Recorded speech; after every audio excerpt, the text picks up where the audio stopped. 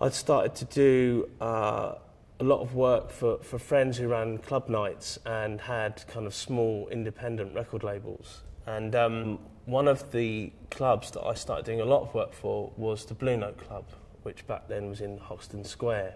What started off as sort of 2 or 3, 4 flyers a week and perhaps kind of posters for different nights and all the identities for different nights, grew into this kind of, it was almost like a full-time job. For the first year, it was just me in a tiny studio over in Brewer Street, just doing the same kind of work, really, doing, you know, stuff for mates that had independent labels and still doing stuff, artwork for the club. But gradually that kind of grew, and I guess the first proper sort of sleet or band commission came from Massive Attack, and at that time they were just in the studio finishing what was to become Mezzanine. They previously, on the first 2 records, had worked with kind of quite a big design studio, and I think that that Robert from the band for this album was quite keen to sort of establish and nurture a relationship with an individual art director as opposed to kind of him having a dialogue with a bigger studio.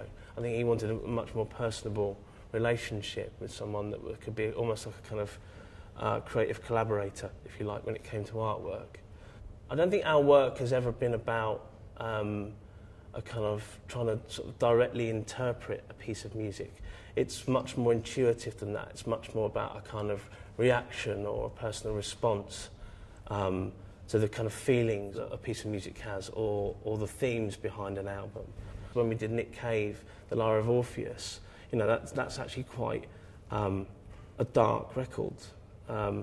And we packaged it like a kind of children's storybook, like a kind of, you know, anthology of poetry or something, with this really kind of delicately coloured cover, and it was all linen bound and had this really beautiful image of some flowers on the front, and it was kind of a polar opposite and a total contrast or juxtaposition to what that album and that record was about. Because for me,